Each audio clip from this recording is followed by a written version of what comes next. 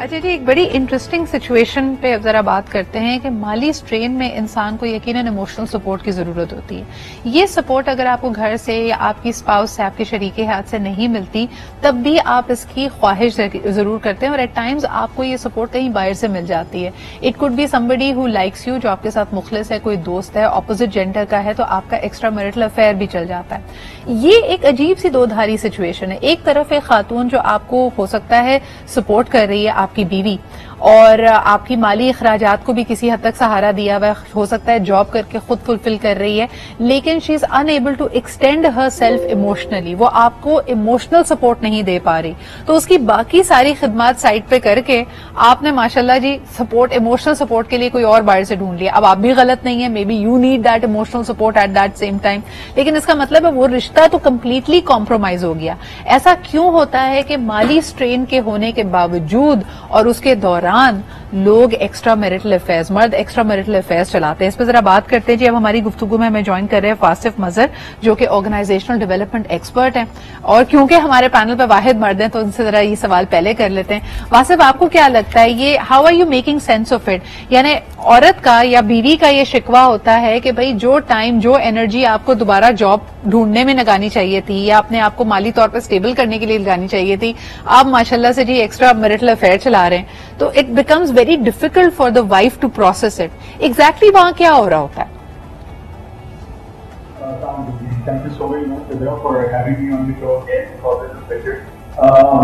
इस सवाल का बड़ा सिंपल सा जवाब है। आई थिंक हर रिलेशनशिप के अंदर जिस तरह इदारे का एक एम्प्लॉय के साथ रिलेशनशिप होता है, तो पहले दिन हमें क्लियर होता है कि कोड ऑफ कॉन्डक्ट है जिसको हम ब्रीच नहीं कर सकते हैं। तो इदारा हमें कहता है आप कोई भी गलती करते हैं काम के दौरान, क्योंकि जो आपकी जॉब का व्हाट पार्ट है कि काम आप कैसे कर रहे हैं, कि आप काम क्या कर रहे हैं, उसकी कोताही को बर्दाश्त कर लेंगे, लेकिन काम आप कैसे कर रहे हैं उसकी कोताही बर्दाश्त नहीं होगी। तो डिसऑनेस्टी बर्दाश्त नहीं होगी, इदारे का एक ब्रीच है, एक कॉन्डक्ट है, उसको आपने ब्रीच नहीं कर। तो आई थिंक हर रिलेशनशिप के अंदर भी एक कॉन्डक्ट होता है जिसको ब्रीच जब हम करते हैं तो वो जीरो टॉलरेंस के जिम्मे में आ जाता है। और जब ऐसा होना शुरू हो जाए, अगर आपको घर से वो वाला कंफर्ट जोन नहीं मिल रहा है, आप ब्रीच की जा रही है, तो इसका कतई ये मतलब नहीं है कि आप एक ऐसा रास्ता चुन लें जो कि फिर आपके मुस्तकीम के अगेंस्ट है, और फिर ऑब्वियसली जब उस पर आप वापस आना चाहेंगे तो वो और भी ज्यादा चैलेंजिंग हो जाएगा। So I always think that जिस तरह का टफ फेज आए तो both genders they have to collaborate with each other. It's a tough phase for the woman and the man both. But I think इसको conduct को breach करना मसले का हल नहीं। बिल्कुल सही। सलमा जी, आप समझते हैं कि माली मुश्किलात रीजन बनती है of disloyalty in a relationship, specially a marriage?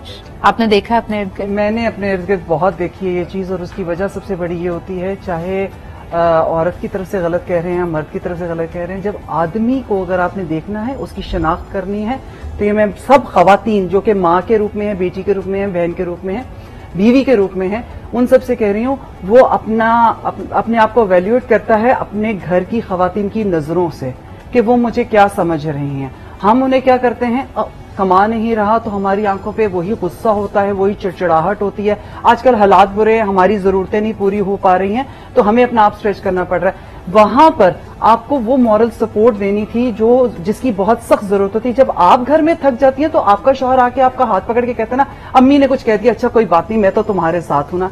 This is what he wants. अगर आप उसका हाथ पकड़ के ये बात कह देते हैं, कोई बात नहीं, अभी हालात बुरे हैं, इतना आपने किया है, वक्त अच्छा आ जाएगा, मैं आपके साथ हूं, मैं आपकी सपोर्ट। लेकिन एक ऐसा स्पाउस जिसके ऊपर उसका हस्बैंड चीट कर रहा है, आप उसी पे मजीद, हम ये एक तरह से मुझे कभी कभार विक्टिम ब्लेमिंग लगती है ना। आप देखें, माली मुश्किलात, प्रॉब्लम, स्ट्रेस अपनी जगह, लेकिन हर इंसान अपने कैरेक्टर के लिए जवाबदेह है।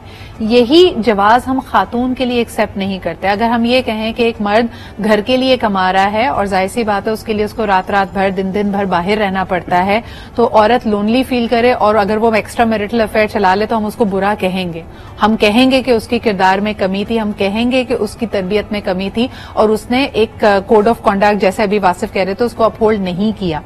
यहाँ ये बात सही है कि औरत की तरफ से सपोर्ट चाहिए होती है, लेकिन सलमा जी ये भी तो अनफेयर है ना कि उस औरत से हम ये भी एक्सपेक्ट करें कि वो माली मुश्किल भी सहे, हम उससे ये भी एक्सपेक्ट करें कि जहां तक मुमकिन हो सके वो अपने आप को एक्सटेंड करके उस माली मुश्किल को दूर भी करे, और फिर अगर उसका मियाँ अफेयर चला रहा है तो अभी तेरी गलती है, तूने हाथ पकड़कर उसको मॉरल सपोर्ट नहीं दी। मैं ये कह रही हूँ खवातीन को, मैं स्टार्ट की बात कर रही हूँ कि ये शुरू कहाँ से होते हैं। जब आपको हमदर्दी चाहिए थी, मुझे एक तो ये बात समझ में नहीं आती, और मर्दों को भी समझनी चाहिए और औरतों को भी।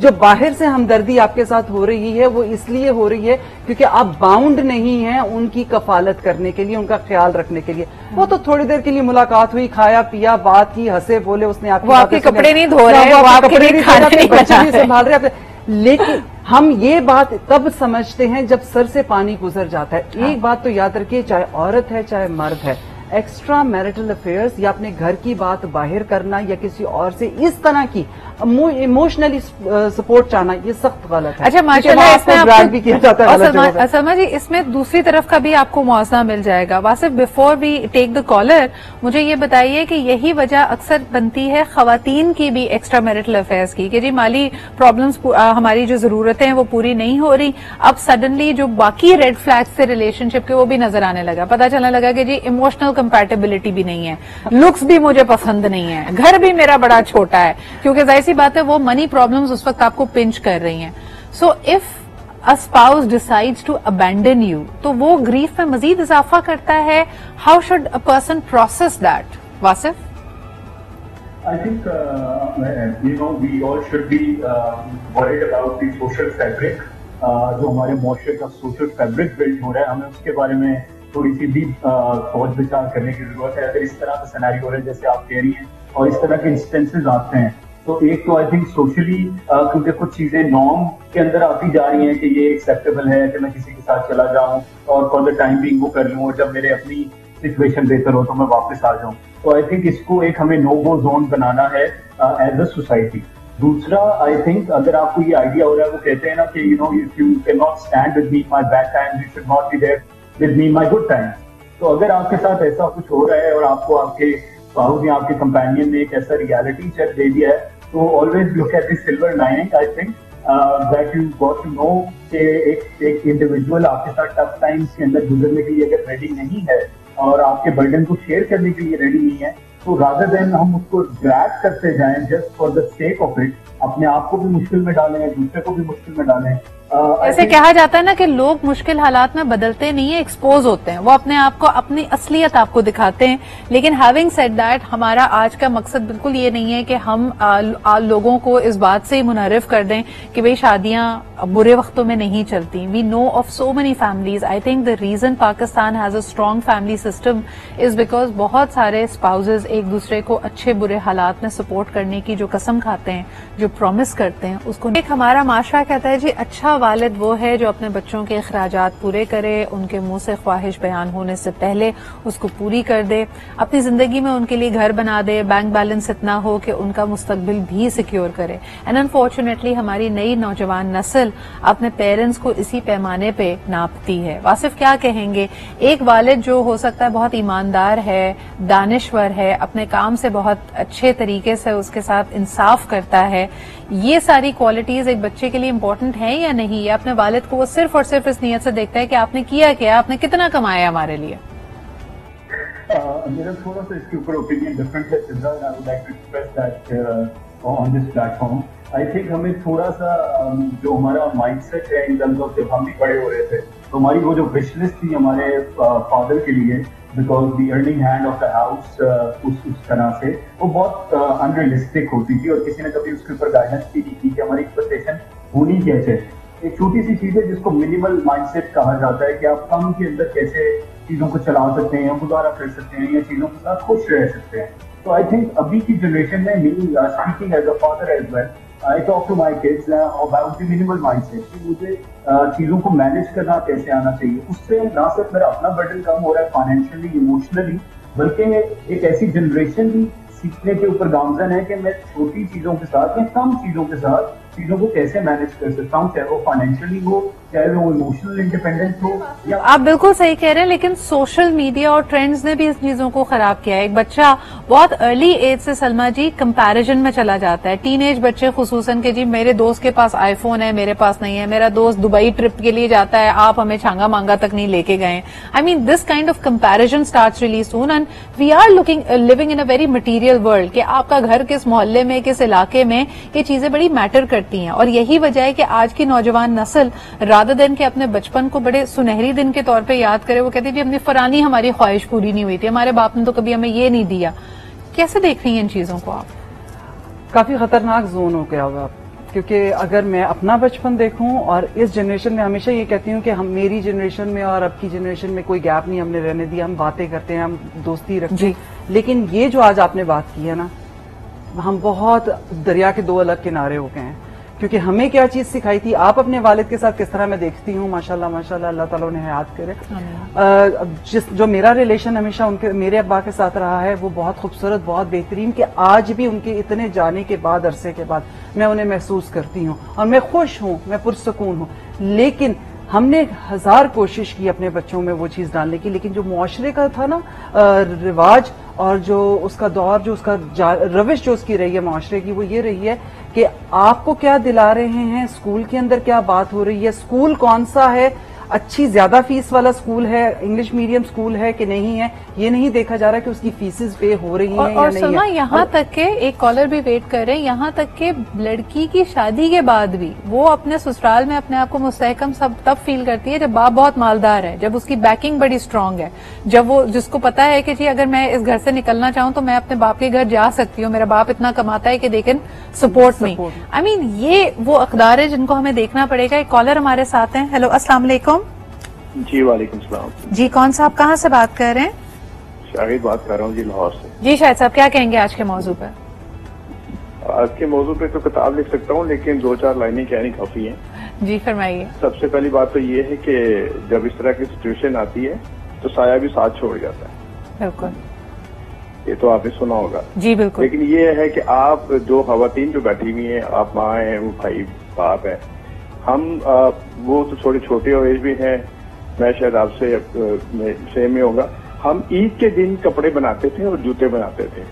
ईद के दिन, ईद से पहले रमजान में शॉपिंग होती थी। सही। आज के बच्चों की डेली ईद है, रोज के रोज ईद है, और वो बाप पूरी कोशिश करता है कि इस बच्चे की ईद हो, उसकी ख्वाहिशात पूरी हो। वो अपनी जवानी पिछले 20-25 साल दे देता है पूरी फैमिली को, लेकिन जब सिचुएशन चेंज होती है तो सबसे पहले वो ही लोग बैकफुट पे चले जाते हैं। ये मैन्युफैक्चर फॉल्ट है या पता नहीं क्या है, मुझे समझ नहीं है, लेकिन ये है, आप लोगों को भी पता होगा, हम लोग अपनी जवानी जो कुछ भी होता है कर देते हैं दोस्तों। सर अगर कतई कलामी ना हो, इसमें एक पॉइंट जरूर ऐड करना चाहूंगी, आखिरी मिनट है मेरे शो के। आपको लगता है रिस्क हलाल का भी इसके अंदर एक फैक्टर है? क्योंकि जब मर्द ये कंप्लेन करता है ना कि जी मैंने पूरी जिंदगी दे दी, आज उन ख्वाहिशात के पीछे भागते हुए वो ये तफरीक नहीं कर पा रहा कि मैं सही मीन से कमा रहा हूँ या गलत मीन से कमा रहा हूँ। तो लोग कहते हैं कि जी जब आपने लुकमा जो अपने बच्चे को खिलाया वो हलाल रिस्क नहीं है, तो फिर उससे लॉयल्टी की, उससे मुखलिसी की, उससे ताबेदारी की उम्मीद क्यों करता है इंसान? प्यारी और खूबसूरत बात की आपने शो की, लेकिन मैं आपको एक चीज बताता हूँ, हलाल और हराम का जो फर्क है वो जनरेशन टू जनरेशन चलता है। बिल्कुल ठीक है जी। आप इस वक्त जो सुबह उठ के आए हैं और अल्हम्दुलिल्लाह आप मेहनत कर रहे हैं, ये अपने बच्चों का आप हलाल दे रहे हैं। सही। मैं नहीं कहता कि किसी के ऊपर किसी हलाल को मानो वालों के ऊपर भी आता है, नबियों के ऊपर सख्त वक्त आए हैं। बिल्कुल ऐसा नहीं है, लेकिन ये है कि हमारे माशरे में सबसे पहले फैमिली मेंबर्स जो है वो मोरली सपोर्ट छोड़ जाते हैं। एब्सोल्युटली नहीं, वो आपकी बात बिल्कुल बजाय, बिल्कुल बजाय। बहुत बहुत शुक्रिया सर कॉल करने के लिए। आखिरी 30 सेकंड है, वक्त इस तरह के टॉपिक्स में कहाँ चला जाता है हमें पता नहीं चलता। सलमा जी बहुत शुक्रिया, वासिफ जी बहुत शुक्रिया हमारे साथ मौजूद होने के लिए। इस पर आपके कमेंट्स और फीडबैक रिक्वायर्ड होंगे। आज तशनगी रह गई, इसको इंशाल्लाह ताला आने वाले दिनों में दोबारा भी उठाएंगे। अपना ख्याल रखिए, अल्लाह हाफिज।